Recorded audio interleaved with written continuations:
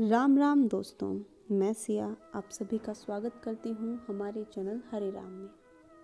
आज मैं आप सभी के सामने प्रस्तुत करने जा रही हूँ गीता का अध्याय 14, जिसका शीर्षक है गुणत्रय विभाग योग। इस अध्याय में श्री कृष्ण भगवान हमें बताएंगे सत्व, रजस और तमस गुण के बारे में। तो इसी के साथ श्री कृष्ण भगवान का नाम लेते हुए शुरू करते हैं अध्याय 14।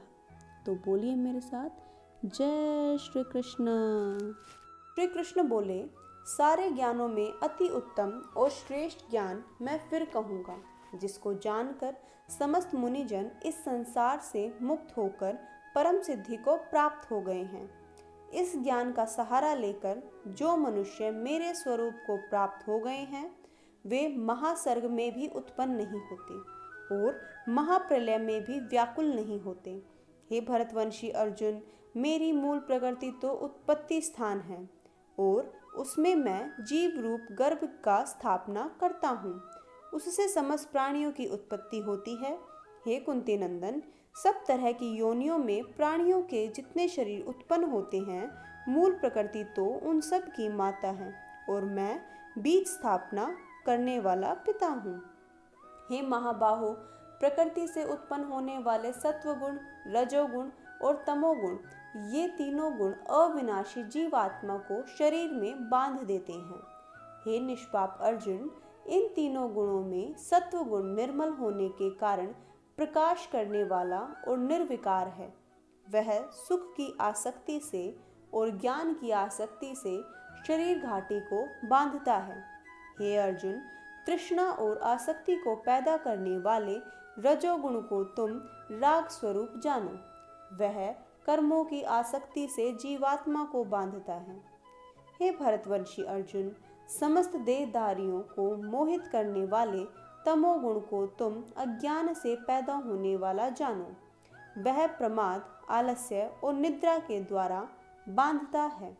हे भरतवंशी अर्जुन, सतोगुण सुख में और रजोगुण कर्म में लगाकर मनुष्य पर विजय पाता है, लेकिन तमोगुण ज्ञान को ढककर एवं प्रमाद में लगाकर मनुष्य पर विजय पाता है। हे भरतवंशी अर्जुन, रजोगुण और तमोगुण को दबाकर सत्वगुण बढ़ता है, सत्वगुण और तमोगुण को दबाकर रजोगुण बढ़ता है। वैसे ही सत्वगुण और रजोगुण को दबाकर तमोगुण बढ़ता है। जब इस मनुष्य शरीर में सब द्वारों में प्रकाश और विवेक प्रकट हो जाता है, तब यह जानना चाहिए कि सत्वगुण बढ़ा हुआ है।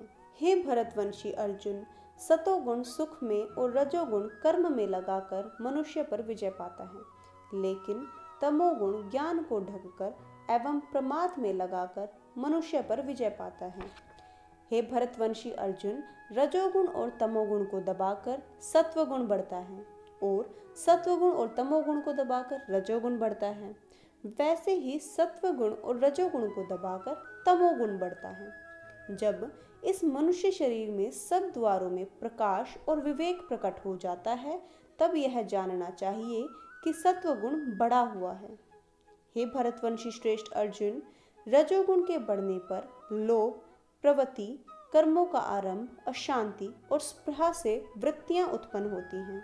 हे कुरुनंदन अर्जुन, तमोगुण के बढ़ने पर अप्रकाश, अप्रवृत्ति तथा प्रमाद और मोह, ये वृत्तियां उत्पन्न होती हैं। जिस समय सत्वगुण बढ़ा हो, उस समय यदि शरीरधारी मनुष्य की मृत्यु होती है, तो वह उत्तम कर्म करने वालों के निर्मल लोकों में जाता है। रजोगुण के बढ़ने पर मरने वाला मनुष्य कर्मों की आसक्ति वाले मनुष्य योनि में जन्म लेता है तथा तमोगुण के बढ़ने पर मरने वाला मूढ़ योनि यानी कीट, पशु आदि में पैदा होता है। विवेकी पुरुषों ने शुभ कर्म का तो सात्विक निर्मल फल कहा है, राजस कर्म का फल दुख है और तामस फल का कर्म अज्ञान कहा है। सत्वगुण से ज्ञान और रजोगुण से लोभ आदि ही पैदा होते हैं। तमोगुण से प्रमाद, मोह एवं अज्ञान ही पैदा होते हैं। सत्वगुण में स्थित मनुष्य ऊर्ध्वलोक में जाते हैं, रजोगुण में स्थित मनुष्य मृत्युलोक में पैदा होते हैं और निंदनीय तमोगुण की वृत्ति में स्थित तामस मनुष्य अधोगति में जाते हैं। जब विवेकी मनुष्य तीनों गुणों के अलावा अन्य किसी को करता नहीं देखता और अपने को तीनों गुणों से परे अनुभव करता है, तब वह मेरे सत्य स्वरूप को प्राप्त हो जाता है। विवेकी मनुष्य शरीर को पैदा करने वाले इन तीनों गुणों का उल्लंघन करके जन्म, मृत्यु और वृद्धा अवस्था और सब प्रकार के दुखों से रहित हुआ अमरता को प्राप्त होता है। अर्जुन बोले, हे प्रभु, इन तीनों गुणों से अतीत हुआ मनुष्य किन लक्षणों से युक्त होता है, उसके आचरण कैसे होते हैं और इन तीनों गुणों का उल्लंघन कैसे किया जा सकता है। श्री कृष्ण भगवान बोले, हे पांडव, प्रकाश और प्रवृत्ति तथा मोह ये सभी अच्छी तरह से प्रवृत्त हो जाएं तो भी गुणातीत मनुष्य इनसे द्वेष नहीं करता, और ये सभी निवृत्त हो जाएं तो इनकी इच्छा भी नहीं करता। जो उदासीन की तरह स्थित है और जो गुणों द्वारा विचलित नहीं किया जा सकता तथा गुण ही गुणों में बरतते हैं, इस भाव से जो अपने स्वरूप में स्थित रहता है और स्वयं कोई प्रयास नहीं करता। जो धीर मनुष्य दुख सुख में सम तथा अपने स्वरूप में स्थित रहता है, जो मिट्टी के ढेले, पत्थर और स्वर्ण में सम रहता है, जो प्रिय अप्रिय में सम रहता है, जो अपनी निंदा स्तुति में सम रहता है, मान अपमान में सम रहता है, जो मित्र शत्रु के पक्ष में सम रहता है और सारे कर्मों के कर्तापन का त्यागी है, वह मनुष्य गुणातीत कहा जाता है।